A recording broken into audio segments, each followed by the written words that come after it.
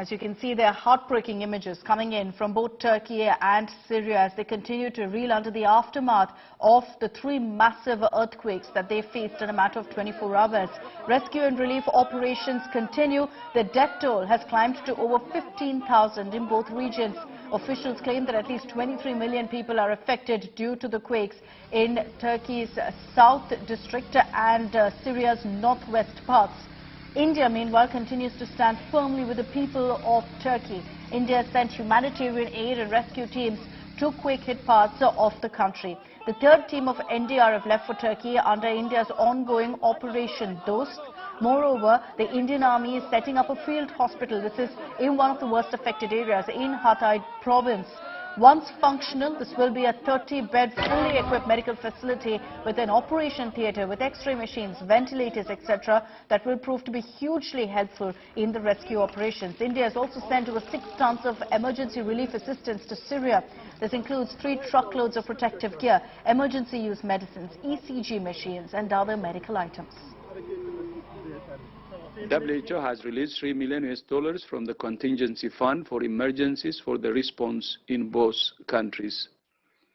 WHO is providing medical supplies, supporting both countries to respond and working with partners to provide specialized medical care. One flight is currently on the way to Istanbul, carrying medical supplies and surgical trauma kits from our logistics hub in Dubai in the United Arab Emirates. So far, we've deployed more than 150 search and rescue personnel to Turkey. We have U.S. helicopters that are helping to reach areas that would otherwise be difficult to access. In Syria, we have NGO partners that we funded over the years that are providing life-saving assistance to those in need.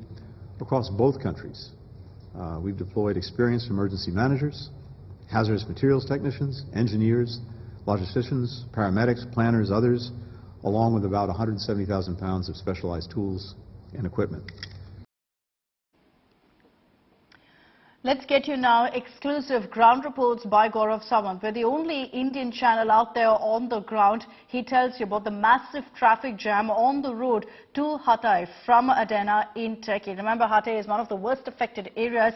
Truckloads of relief material, food, equipment, aid workers are rushing to Marsa and Hatay to join the relief effort. We're on the road to Hatay, and Hatay is one of the worst impacted areas in this quake in Turkey. We started from Adana around 4:30 in the morning.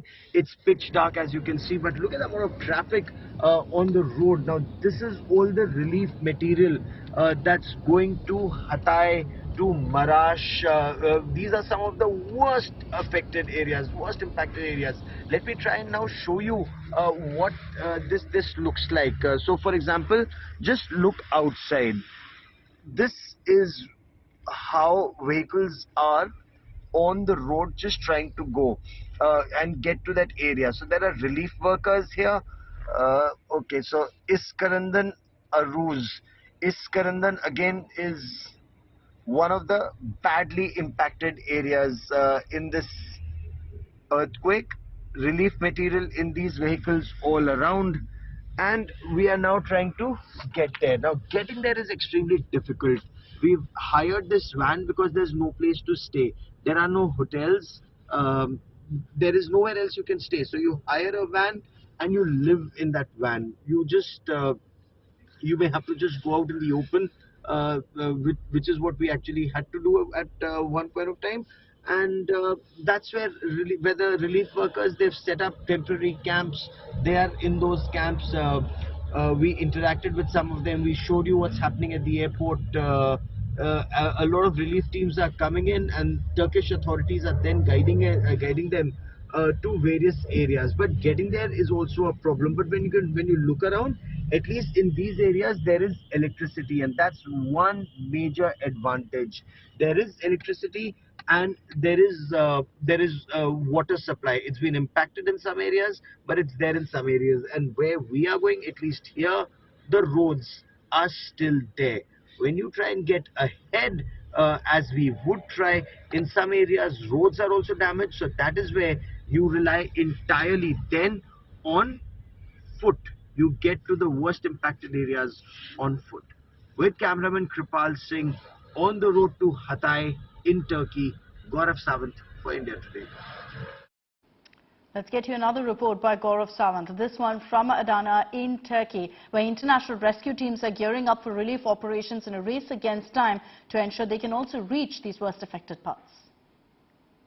Various international rescue teams have started arriving here in Adana and other parts of Turkey to be able to participate in operations, and some of them are now bringing in heavier equipment that's required to cut through the concrete. So for example, if you look here, they have massive shovels that have been brought in, pickaxes, generators, other equipment that is required to help save lives.